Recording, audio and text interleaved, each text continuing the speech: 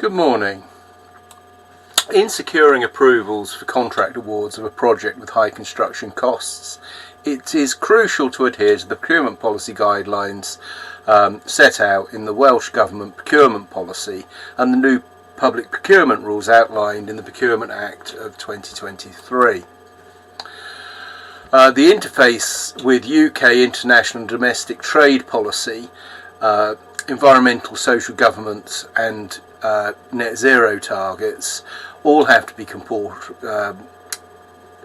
incorporated into value-based procurement at the operational level, which has to interface at the broader context of UK international and domestic trade policy. So this includes aligning with government priorities and regulations, as well as contributing to the achievement of ESG and net zero objectives. By integrating these considerations into procurement practices, organisations can contribute to sustainable economic growth and responsible business conduct. Commercial considerations for value-based procurement at the operational level can be described as involving strategic approach to procurement, prioritising value over simply seeking the lowest cost. This approach takes into account of factors such as quality, sustainability, social impact and innovation. By considering these elements, organisations can make procurement decisions that align with their values and long-term goals. Policy considerations of value-based procurement at the operational client level. When implementing value-based procurement at the operational level, it's crucial to consider policy implications. So this includes ensuring that procurement practice are aligned with wider trade policies, both domestically and internationally, the integration of environment, social and governance factors, and commitments to achieving net zero targets, etc.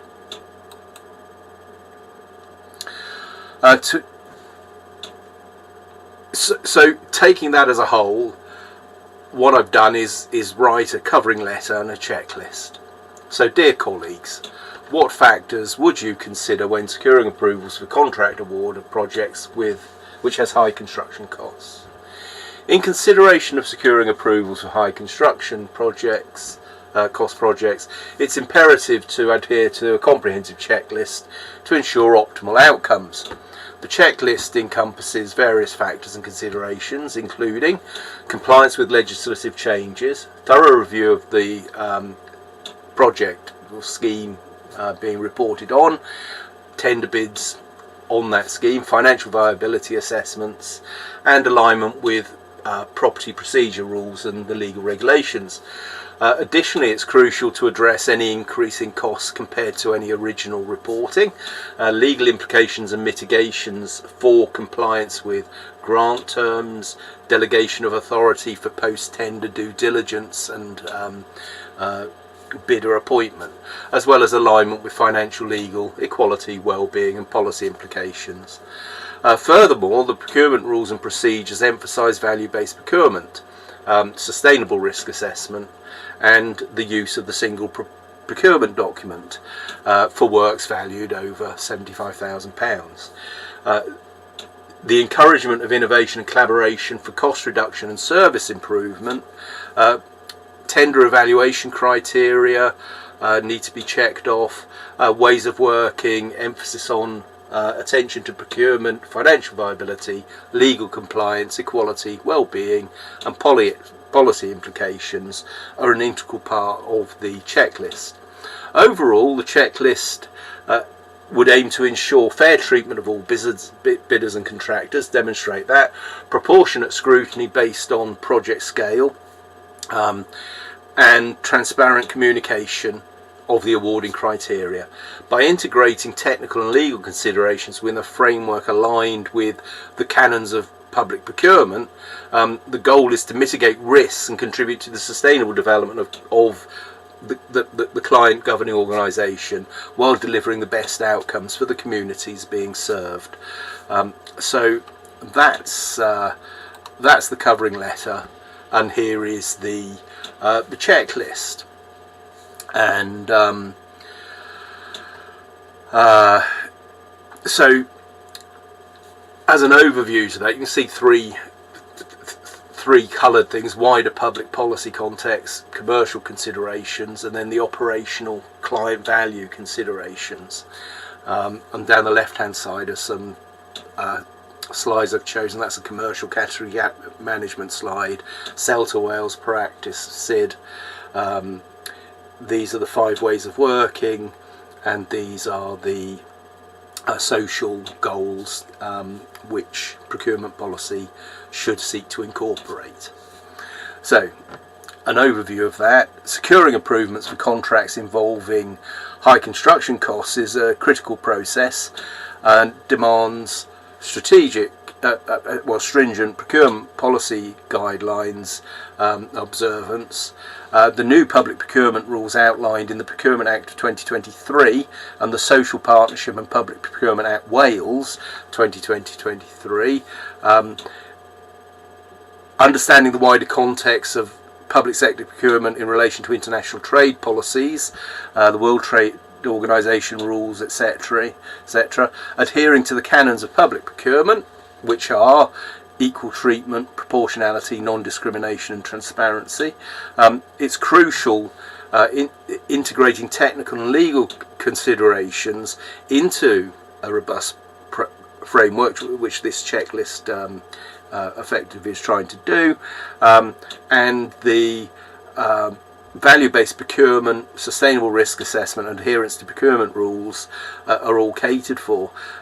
So we emphasise in seeking contract approval meticulous attention to procurement, financial viability, legal compliance, equality, well-being and policy implications to ensure successful execution of the contract.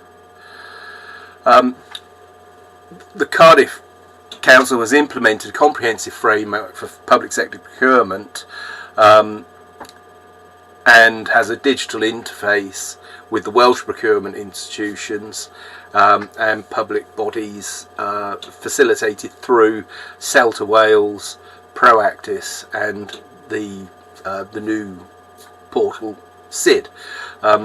They all support the use of single procurement document, which has replaced the SQUID questionnaires, Supply Qualification Information Database.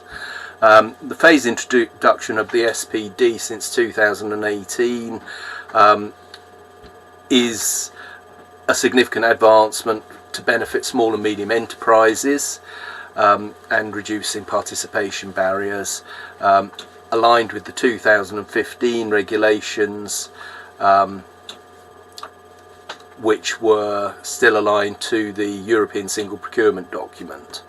The selection stage is crucial to setting quality standards and minimum criteria of potential suppliers, and so referencing back to that is important in seeking contract.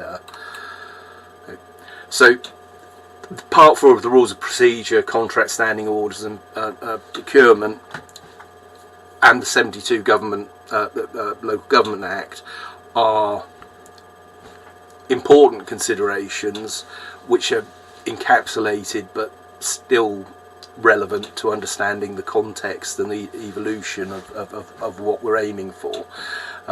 In the realm of public sector procurement, best practices, decision makers are advised to consider various aspects throughout contract's life cycle to maximise benefits of effective competition, securing longer term contracts where possible, etc.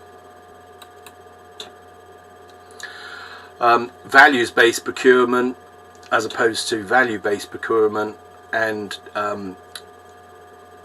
looking at your metrics for that are very important, and so they have to be catered for. This is a kind of a wireframe of the ethical level, the operational client level, the commercial considerations, and then the wider policy context, which are important for ensuring that the contract award will be consistent with policy, etc.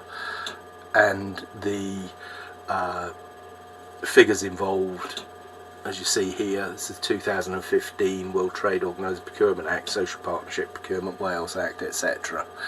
So those are the top 10 slides, and that was 10 minutes.